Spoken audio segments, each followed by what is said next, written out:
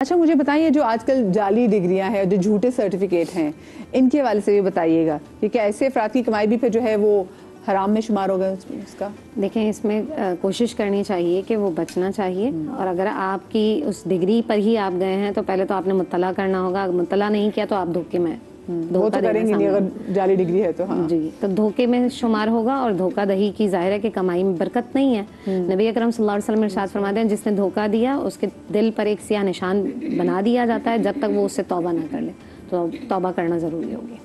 صحیح۔ اچھا مجھے بتائیں سوشل میڈیا کے دور میں جب آج کل ہم انفلوئنسرز کو دیکھتے ہیں، مطلب انفلوئنسرز خود پیسے کما رہے ہوتے ہیں لیکن وہ جو چیز بیچ رہے ہوتے ہیں لوگوں کو وہ صحیح نہیں ہوتی، تو ایسے میں اب کیا ہے ایسے انفلوئنسرز کے لیے، ایسے لوگوں کے لیے جو کہ سوشل میڈیا پہ جھوٹ بول رہے ہیں یا پھر لوگوں سے ویسے ہی اپنی زندگی کو بہت اچھا دکھانے کے لیے جھوٹ بول رہے ہیں، تو ان لوگوں کے لیے کیا وعید ہے؟ اس میں تو دیکھیں تھوڑا سا احتیاط کرنے کی چیز ہے۔ آج کل تو آن لائن جو ہم سیلنگ پرچیزنگ اس پہ لوگوں کا اعتبار اٹھتا جا رہا ہے۔ جی جی، وہ کتنے اسکیمز ہوتے ہیں۔ یہاں تو مشہور ہو گیا ہے کہ جو ہے وہ ایڈ میں کچھ ہوگا، ڈلیوری میں کچھ اور نکلے گا۔ بالکل ایسے ہی تو اسی طرح آن لائن رشتوں کی صورتحال ہے، دیکھتے کچھ ہیں آتا کچھ ہے، پھر آپ تنگ آ جاتے ہیں یہ کہاں سے آ گیا کہاں سے آ گئی۔ تو بہرحال یہ بھی جھوٹ کی قسم ہے۔ میں سمجھتا ہوں اس کا سب کا جو بطمہ نظر نہیں کازز کیا ہے، کیوں کرتا ہے آدمی، وہ ارننگ کرنا، بس پیسے، میں راتوں رات جو ہے میں امیر بن جاؤں۔ جو رزق اللہ سبحانہ و تعالیٰ نے آپ کے نصیب میں لکھا ہے وہ آپ کو مل کے رہے گا۔ کوئی خوش نہ ہو شام کو 7-8 بجے کہ میں نے آج اتنا اس کو ٹھگا، اتنا اس کو بیوقوف بنایا، آپ کی حیثیت ہی نہیں ہے۔ یہ جو آپ کا آج کا ایک سرٹن رزق اللہ نے رکھا تھا یہ وہی ملا ہے، لیکن بدقسمتی آپ کی ہے کہ یہ آپ کو حلال سے مل سکتا تھا مگر آپ نے اسے حرام سے حاصل کیا ہے۔ تو اس مہینے میں اللہ سے حلال رزق کے ساتھ طیب رزق کی دعا مانگے۔ حلال وہ ہے جیسے مرغی چکن بیف وغیرہ ہو گیا، طیب وہ ہے جو حلال پیسوں سے لیا جائے۔ بعض لوگ ہیں حلال کھانے والے لیکن طیب نہیں کھا رہے کیونکہ دوسرے کو بیوقوف بنا کے اور لوٹ کھسوٹ کے کھا رہے ہیں۔ کتنی افسوسناک بات ہے۔ اچھا مجھے بتائیں ہمیں آس مدھیہ نقوی میں سوال آیا ہے کہ کیا روزے کی حالت میں دانت برش کر سکتے ہیں؟ بالکل کر سکتے ہیں۔ سب کو اکثر پریشانی ہوتی ہے۔ دیکھیں یہ کہ احتیاط کریں، اگر وہ حلق میں اس کا ذائقہ چلے گیا تو آپ کا روزہ جا سکتا ہے۔ دیکھیں ایک غلطی ہوتی ہے، ایک ہوتا ہے بھول۔ ہمارے یہاں آپ وضو کر رہے ہیں، وضو کرتے ہوئے ایک مسئلہ بیان کر رہا ہوں، جی جی، غلطی سے پانی آ گیا تو آپ کا روزہ گیا، بھول الگ ہے۔ آپ کو یاد نہیں تھا آپ نے پانی پی لیا، یہ بھولنا ہے، اس میں آپ کا روزہ رہے گا۔ آپ وضو کر رہے ہیں اور غلطی سے پانی اندر چلا گیا، آپ کا روزہ ختم ہو جائے گا۔ کیوں؟ کیونکہ آپ نے احتیاط کیا۔ جب بھی علماء فرماتے ہیں کہ آپ جو ہے نا مسواک کریں، یہ رسول اللہ صلی اللہ علیہ وسلم کی سنت جلیلہ، اور جو شخص مسواک کرتا ہے حدیث میں یہاں تک آتا ہے کہ اسے اس وقت تک موت نہیں آتی جس پہ کلمہ طیبہ نہ پڑھ لیں، یعنی کلمہ طیبہ کے ساتھ اسے موت آتی ہے۔ سیکنڈ یہ کہ اگر وہ مستقل مسواک کر رہا ہوتا ہے تو نبی علیہ الصلوۃ والسلام کی خاص نظر کرم ہوتی ہے، بحیثیت طبیب میں آپ کو بتاؤں دانت کی بیماری سے محفوظ ہو جاتا ہے۔ نیم اور پیلوں کی لکڑی جو اللہ کے نبی صلی اللہ علیہ وسلم استعمال کرتے تھے، اگر آپ روزے کی حالت میں کریں گے میرا یقین ہے کہ آپ ایک تو آپ کو کلمہ شہادت نصیب ہوگی، سیکنڈ یہ ہوگی کہ آپ کو نبی کی سنت کا فائدہ ملے گا۔ صحیح۔ اچھا روایت میں مسواک سے حافظہ بڑھتا ہے، اچھا حافظہ بھی بڑھتا ہے، حافظہ ہی بڑھتا ہے۔ اچھا جی، ارسل ہیں، ان کا سوال ہے کہ وضو سے متعلق وہ پوچھنا چاہ رہی ہیں۔ وہ کہہ رہی کہ اگر آپ نے وضو کیا ہو اور ساتھ میں آپ کے بچے نے اگر اس کا ڈائپر آپ کو چینج کرنا پڑے، آپ نے اس کا ڈائپر چینج کیا اور اس کے بعد آپ نے ہاتھ دھو لیے، تو کیا آپ کا جو وضو ہے وہ سلامت ہوگا یا پھر آپ کو وضو دوبارہ کرنا پڑے گا؟ وضو پر کوئی اثر نہیں پڑتا ہے، آپ چینج کر سکتے ہیں، وضو برقرار رہے گا۔ ٹھیک ہے، آپ نے بچے کے پراپر سارے ڈائپرز جی کو جی صاف بالکل کیا؟ کر سکتے ہیں، اس میں کوئی مذائقہ نہیں ہے۔ ہاں، واش روم لے جا سکتے ہیں، وہاں سے واپس لے کر آ سکتے ہیں، کوئی مذائقہ نہیں ہے۔ صحیح، ٹھیک ہے۔ اچھا ایک اور کیا سوال ہے جی؟ اچھا آزاد کشمیر سے ہمارے ساتھ کالر موجود ہیں، ارسلان۔ السلام علیکم جی۔ جی وعلیکم السلام۔ جی وعلیکم السلام۔ ارسلان بھی کیا پوچھنا چاہیں گے؟ جی میم میں آپ سے یہ پوچھنا چاہتا ہوں کہ آفس کی جو ڈسکشن ہے اس میں ہم آفس میں آفیسر کا یا اسٹاف کا دل رکھنے کے لیے یہ جھوٹ بول سکتی ہیں یا نہیں بول سکتے؟ اچھا دل رکھنے کے لیے یا پھر وہ اچھی پوزیشن رمضان میں؟ چاہے رمضان میں۔ اچھا رمضان میں، بتائیں جی۔ دل رکھنے کے لیے جو آپ کی جاب ہے، جو ڈیزنیشن ہے، اس پہ اچھا کام کریں، وہ دل خود بخود آپ جیت لیں گے۔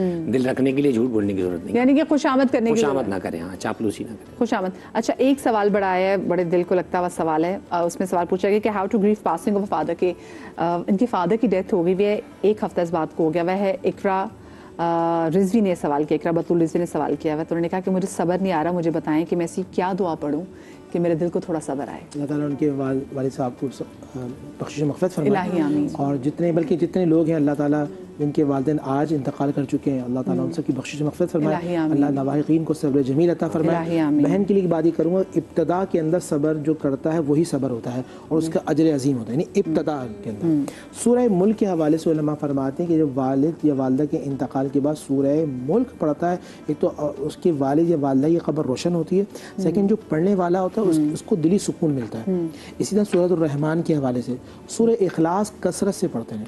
یہ اصل میں جو میں یہ سمجھتا ہوں کہ 40 دن تک جو ہے نا ایک خاص ایک کیفیت لگا ہو رہتا ہے، اس کے بعد آہستہ آہستہ اللہ سبحانہ و تعالیٰ، یہ بھی کتنا کرم ہے بہن، انتقال ہو جائے نا تو 3 دن تک کیفیت ایک عجیب ہوتی ہے، پھر 3 دن کے بعد پھر آہستہ آہستہ اللہ صبر ڈالتا ہے، پھر ہفتے کے اندر دل پھٹ رہا ہوتا ہے، پھر اللہ آہستہ آہستہ 40 دن کے بعد زندگی ماں اور باپ تو کبھی نہیں نکلتا، جسے آپ بار بار اپنی والدہ کا تذکرہ کرتی ہیں وہ تو آپ کے ذہن میں ہے، لیکن اللہ سبحانہ و تعالیٰ میں سمجھتا ہوں یہ تھوڑا سا بھولنے والا معاملہ یادداشت میں تھوڑا سا پیچھے لے کے چلے جاتا ہے، یہ بھی انسان کی رحمت ہوتی ہے۔ تو پڑھنے کے لیے کہ وہ سورہ ملک پڑھتی رہے اور سورہ اخلاص پڑھتی رہیں تو انشاءاللہ والدہ کی قبر میں نور بھی ہوتا رہے گا اور ان کے دل کو سکون ملتا رہے گا انشاءاللہ۔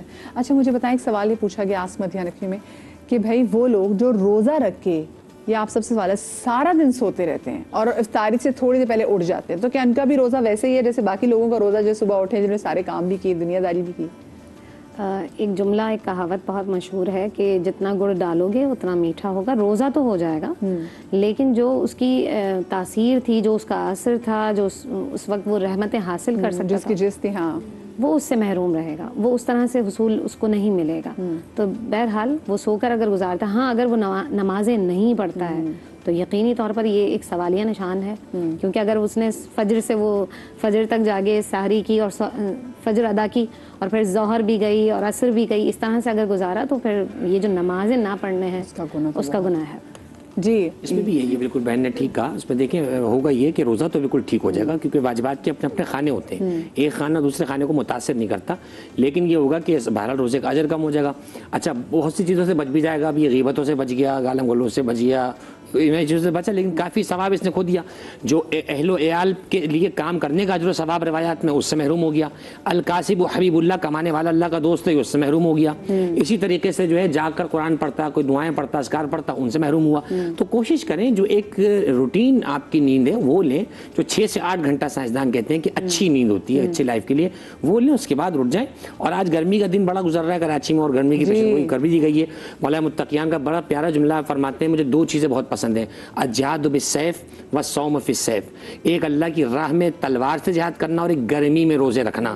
تو گرمی کا روزہ آ گیا ہے، اب آپ کا امتحان بھی ہوگا انشاءاللہ، تھوڑا سا لمبا بھی ہو جائے گا، اچھے کام کریں، لوگوں کے ساتھ اسٹریس میں نہ آئیں تاکہ اس کا اجر ہمیں اچھا حاصل ہو۔ صحیح۔ اچھا ایک اور سوال بھی پوچھا گیا ہے، کیا تھا؟ کراچی سے مبارک ہے ہمارے ساتھ کالر موجود ہے۔ السلام علیکم جی۔ السلام علیکم۔ وعلیکم السلام، مبارک بھائی، کیا پوچھنا چاہیں گے؟ مجھے یہ پوچھنا ہے روزے کی حالت میں اگر جھوٹ بولنے کی صرف نیت ہی کریں ہم تو اس سے روزے پہ کیا فرق پڑتا ہے؟ صحیح، ٹھیک ہے، بہت شکریہ مبارک بھائی۔ اچھا بہت سے لوگ میں نے دیکھا ہے وہ کہتے ہیں بھی آج ہم نے روزہ نہیں رکھنا کیونکہ آج ہماری کوئی میٹنگ ہے، ہمیں بہت جھوٹ بولنا پڑے گا تو ہم روزہ نہیں رکھ سکتے، اس کے بارے میں بتائیے۔ یہ کہ بہن اگر کوئی شخص روزہ چھوڑتا ہے، اسلام کی حدیث مبارکہ ہے کہ اگر وہ پورا سال یا پوری زندگی بھی روزہ رکھے تو جو روزہ رکھنے کا ثواب تھا وہ پا نہیں سکتا، یعنی آپ نے روزہ چھوڑ دیا، زندگی بھر بھی آپ روزہ رکھ رہے ہیں اس کی کفارے کی صورت میں، تو وہ اجر و ثواب آپ کو نہیں ملے گا جو آپ نے ایک روزہ چھوڑا۔ اگر موت ہو گئی تو آپ سے اللہ بھی ناراض ہے، آپ سے رسول اللہ صلی اللہ علیہ وسلم بھی ناراض ہے۔ اور جیسے انہوں نے نیت کی بات کی، فرض کریں کہ جانا تھا تو انہوں نے کہا چلو میں ان کو یہ بول دوں گا میں فلانی جگہ بزی تھا، یہ آپ نے نیت کی نا میں جھوٹ بول میں آپ کو بتاتا ہوں بہن، اصل میں آج کل معاملہ یہ ہے کہ یہ آخری دور کے اندر نا حضور کی حدیث کو پڑھیں تو یہ کہ آخری دور میں لوگ نام بدل کے گناہ کریں گے، آج لوگ جھوٹ کو بہانہ کہتے ہیں۔ اچھا یہ سوری آپ نے بات کی، آپ کی بات کاٹ رہی، آپ نے کہا لوگ نام بدل کے گناہ کریں گے، تو سوشل میڈیا کے ٹرولرز آگے اس میں تو ہم دیکھ رہے ہیں لوگ کسی اور نام کے ساتھ بیٹھے ہوئے ہیں یا کسی کو گالی نکالنی ہوتی ہے فوراً لوگ موجود ہوتے ہیں، لوگ یہ کرتے ہیں بہن جبھی تو نام بدل فرمایا، کے۔ اب حدیث پڑھے نا کہ جو شخص حضور نے فرمایا سچ بولو تمہیں اللہ صادقین میں شامل فرما دے گا، اور صادق کون ہوتا ہے؟ من النبیین والصدیقین والشہداء والصالحین، یعنی نبیوں کے بعد جو درجہ ہوگا وہ صدیقین کا ہوگا۔ جو شخص سچ بولتا رہتا ہے اللہ اس کو صادق لکھ دیتا ہے، اس کو پہ جنت کو واجب فرما دیتا ہے۔ اسی طرح جو شخص جھوٹ بولتا رہتا ہے اللہ اسے کاذب، اور کاذب قرآن میں فرمایا لعنت اللہ علی الکاذبین۔ تو میرے بھائی آپ نیت بھی نہ کریں۔ اچھا یہاں ایک جملہ میں عرض کر دوں، ہماری یہ کرم ہے خاص امت محمد پر کہ یہاں نیت کرنے پر پکڑ نہیں ہے، نیت کرنے پہ نہیں، ہاں لیکن نیت کو بھی پاکیزہ رکھیں۔ میں ایک جملہ کہوں گا، اپنے خیال کا بھی خیال رکھیں۔ ہاں یہ بس اب اچھا جی احمد ہمارے بھائی ہمارے ساتھ ٹیلی فون لائن پہ موجود ہیں ٹھٹھا سے. السلام علیکم. وعلیکم السلام. جی احمد بھائی کیا پوچھنا چاہیں گے؟ ہاں میں نے بولا کہ میرے کو 2 سال پہلے خواب میں ایک بندہ آیا, اس نے بولا تمہاری روزی جو قیامت تک بند ہے. 2 سال ہوا ہمارے کروڑوں کا ہمارا کاروبار تھا, جو بھی کام کرتا ہوں سب نقصان ہوتا ہے, سب ختم ہو گیا. اچھا احمد بھائی ابھی آپ کیا کر رہے ہیں؟ ابھی میں نے بولا یہ ابھی میں ٹی وی آپ کا پروگرام دیکھ رہا ہوں. جی جی ماں تو میں نے بولا یہ آدمی ادھر بیٹھے ہیں مفتی بیٹھے, ان سے کوئی یہ وجہ بولو اس بات کی. ابھی آپ ٹھیک ہے یہ آپ ہی کے لیے شو ہے احمد بھائی, آپ پریشان نہ ہوں. نور بھائی بتائیے, وہ کہہ رہے ہیں 2 سال پہلے بندہ خواب میں آیا تھا. ہاں ایسا ہوتا ہے. دیکھیں جب کوئی جادو کے معاملہ کراتے ہیں نا تو عاملین جنات کے ذریعے یہ کام کرواتے ہیں. تو جنات کبھی کبھی خواب کی صورت میں آتے ہیں, اس طرح بھی آتے ہیں. کبھی کبھی کسی کو سانپ نظر آ رہے ہوتے ہیں, کسی کو متنبع کتے کر نظر آ رہے دیتے ہیں, ہیں متنبع کر رہے ہوتے ہیں. یہ اشارے ہوتے ہیں, یہ بھی اللہ کی طرف سے ایک فضل ہوتا ہے. تو اس میں یہ ہوتا ہے کہ ہمیں خواب کی صورت پڑے گی نا, ایک خواب رحمانی ہوتا ہے, ایک شیطانی ہوتا ہے جو شیطان کی طرف سے ہوتا ہے. شیطان کے اندر وہ جو ہے نا وہ آپ کو متنبع کر رہے ہوتے ہیں. اچھا اس میں کرنا کیا ہو گیا, اب آپ کو آیت الکرسی کثرت سے پڑھنی ہے, آپ کو سورہ بقرہ کثرت سے پڑھنی ہے. آپ سورہ بقرہ اگر یہ مثال کے طور پر نہیں پڑھے ہوئے تو یہ اپنے گھر میں سورہ بقرہ کو مستقل چلاتے رہیں. اچھا ان کو آیت الکرسی یاد نہیں ہے تو آیت الکرسی گھر میں بڑی سی آویزہ کر لیں. سورہ فلق و ناس ان کو پڑھنا پڑے گی, اور کسی اچھے عالم سے جو عملیات کو جانتا ہو, عالم سے اس سے رجوع کریں تاکہ وہ آپ کو بتائے کہ آپ کس کیفیت کے اندر ہیں. کبھی کبھی ایسا ہوتا ہے بہن کہ جس پہ جادو کے معاملات ہو نا, سورہ فلق و ناس پڑھنے سے وہ جنات اور ہائپر ہوتے ہیں. قرآن ہے بے شک, لیکن اس کی ڈوز ہوتی ہے نا, جیسے ہم کہتے ہیں آپ یہ اب آپ کا مسئلہ بہت زیادہ ہے, آپ ہیوی ڈوز لیں تو ہیوی ڈوز کے لیے پھر وہ سورہ قریش کو, آیت الکرسی کو, سورہ فاتحہ کو وہ پھر ایک حصار بنا کے دیتے ہیں. کسی عالم سے رابطہ ضرور کریں. صحیح, آپ پلیز بھائی کیونکہ اپنے کسی نورانی علم کے لیے آپ کو کسی عالم سے رابطہ ضرور کرنا پڑے گا.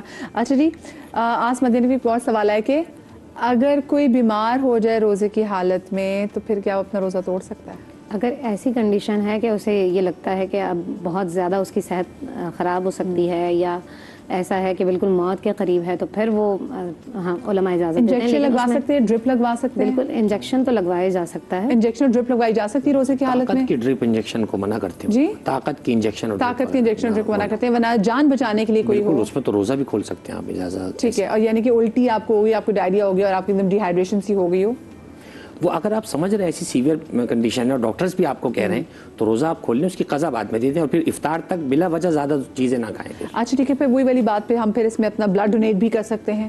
جی بالکل کر سکتے ہیں. دیکھیے اب یہ کہ اگر کراہت ایسی ہوگی اس میں کہ جب خون دینے پہ کمزوری ہو جائے, غشی طاری ہو جائے تو اس وقت تو کراہت ہے, مگر آپ توانا ہے تو بالکل دے دیں. اگر جان بچانا تو پھر خون دینا افضل ہوگا, صحیح واجب ہوگا. اچھا یہ بتائیں غیبت کرنے سے کیا وضو ٹوٹ جائے؟ نہیں, وضو نہیں ٹوٹتا ہے. البتہ ایک روایت بڑی سنگین ہے, وہ یہ کہ ایک شخص پیغمبر کی بارگاہ میں آیا اور روزے کے دن تھے تو پیغمبر نے کھانے کو کچھ پیش کیا. اس نے کہا رسول اللہ میرا روزہ ہے. پیغمبر نے کہا تو کھا کر آ رہا ہے؟ اس نے کہا رسول اللہ میرا روزہ ہے.